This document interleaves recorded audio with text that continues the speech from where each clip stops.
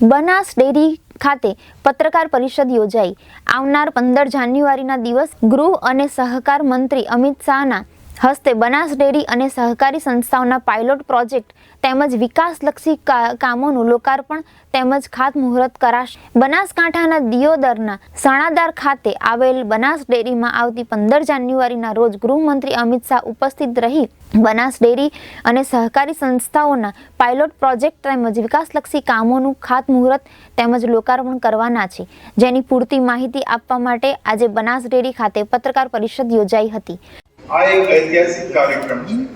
આ ઐતિહાસિક એટલા માટે છે કે સરકારનો નવો વિભાગ કેન્દ્રીય ભારત સરકારે શરૂ કર્યા પછી પ્રથમ સહકાર મંત્રી શ્રી અમિતભાઈ શાહ સાહેબના નેતૃત્વ હેઠળ કેટલાક સહકારી ચળવળો ઊભી કરવામાં આવી છે।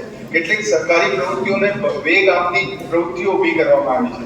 એમાંનું આ એક મોટું કામ છે સહકારની સમૃદ્ધિનો જે માનનીય પ્રધાનમંત્રીશ્રીનો આહવાન છે, એ આહવાન અંતર્ગત આ કાર્યક્રમ થઈ રહ્યો છે। બનાસકાંઠાની ભૂમિ પર બનાસ બેંક, બનાસના દૂધ ઉત્પાદકો, બનાસ ડેરી અને ગુજરાત બેંક, નાબાર્ડ, આરબીઆઈ બધા સાથે મળીને એક આ કાર્યક્રમ ઐતિહાસિક ધોરણે કરવા જઈ રહ્યા છે। એમાં એક સૌથી મોટું કામ એ થઈ રહ્યું છે, જે આપને જે પત્ર આપવામાં આવ્યું છે, જે માહિતી નોંધ આપવામાં આવી છે, એમાં લખવામાં આવ્યું છે કે પીબી બનાસ બ્રોઇન બ્રીડિંગ એન્ડ રિસર્ચ સેન્ટરનું ખાતમુહૂર્ત આ એક એવું સેન્ટર બનવા જઈ રહ્યું છે જે દેશનું નેશનલ સેન્ટર ઓફ એક્સલન્સ બનશે।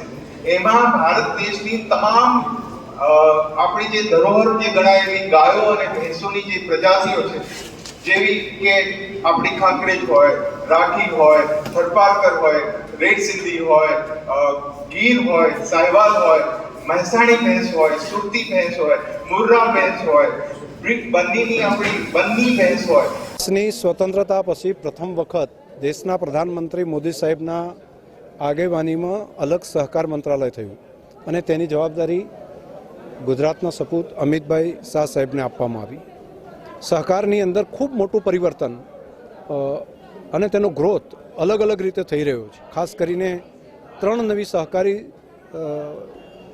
મલ્ટી સ્ટેટ કોઓપરેટિવ સોસાયટી બનાવવાની બાબત હોય કે બધી સહકારી સંસ્થાનું કોર્ડિનેશનનું હોય, તો બનાસકાંઠામાં જે કાર્યક્રમ 15મીએ થાય છે એ બનાસ અને પંચમહાલ બેની અંદર ગૃહમંત્રી અમિતભાઈ શાહ સાહેબે સૂચના આપી હતી કે બધી સહકારી સંસ્થાઓનું કોર્ડિનેશન થાય અને દેશના નાણાં દેશની અંદર જ રહે, ખેડૂતોના નાણાં પાછા ખેડૂતો સુધી પહોંચે। તો એ માટેનું એક અલગ મોડલ એની શરૂઆત અહીંથી કરવામાં આવી રહી છે। આ બંનેની સફળતા પછી દેશભરની અંદર પણ આનું અમલીકરણ થશે। સહકારનો એક ખૂબ મોટો નવો અધ્યાય એ આ પ્રમાણે માન્ય સહકાર મંત્રી શ્રી ગૃહમંત્રીશ્રીના આગેવાનીમાં થઈ રહ્યો છે। એક કામ અહીંયા દેશી નસ્લની ગાય અને ભેંસ એની નસ્લ સુધારણાનું કામ થાય અને ગૌ સંવર્ધનનું કામ મોટા પ્રમાણમાં થાય, એ માટે પણ બનાસની અંદર લગભગ 200 વીઘા કરતાં વધારે જમીન ઉપર એક નવું સંકુલ નિર્માણ થઈ રહ્યું છે। તેનું ખાતમુહૂર્ત પણ અહીંયા થશે અને બનાસની પશુપાલક માતાઓ બહેનોને 50,000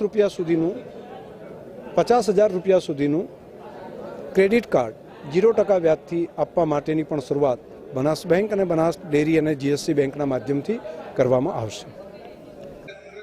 આપણા દેશના સન્માનીય વડાપ્રધાન શ્રી નરેન્દ્રભાઈ મોદી સાહેબનો જે સંકલ્પ છે વિકસિત ભારતનો, એને સાર્થક બનાવવા માટે આપણા દેશના ગૃહ અને સહકારિતા મંત્રી શ્રી અમિતભાઈ શાહ સાહેબે જે વિઝન આપ્યું છે સહકારની સમૃદ્ધિ, એના ભાગરૂપે અમને પણ એક યોજનામાં જોડ્યા છે।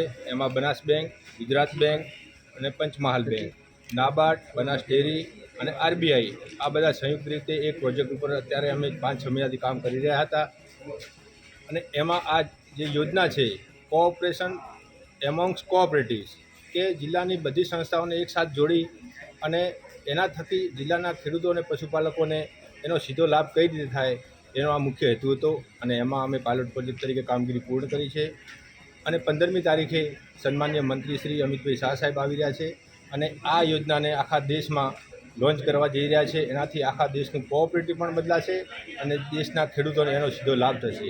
આ યોજના અંતર્ગત અમે KCC કાર્ડ પણ આપી રહ્યા છીએ, જેમાં સાહેબ માનનીય મંત્રી સાહેબનો ઉદ્દેશ હતો કે જે ખેડૂતો અને પશુપાલકો જે પ્રાઇવેટ બેન્કોના જે ક્રેડિટ કાર્ડ છે અને એના વ્યાજના ભારણમાંથી બહાર નથી આવી શકતા અને 18થી 20% જેટલું વ્યાજ ઊંચું વ્યાજ એ લોકો વસૂલે છે ખેડૂતો પાસેથી, એની અંદરથી બહાર લાવવા માટે અમને પણ સૂચન હતું કે આ જિલ્લાના ખેડૂતોને અને પશુપાલકોને ક્રેડિટ કાર્ડ આપવું અને એ માનનીય મંત્રી સાહેબના હસ્તે 15મી તારીખે અમે લોન્ચ કરી રહ્યા છીએ. એમાં 50,000 સુધીની ક્રેડિટ કાર્ડ જિલ્લાના ખેડૂતો અને પશુપાલકોને આપીશું, જેનું 0% વ્યાજે, અને જે લોકો જે ખેડૂતો જે જિલ્લામાં જમીન વિહોણા છે એમને પણ અમે આ ક્રેડિટ કાર્ડ આપીશું.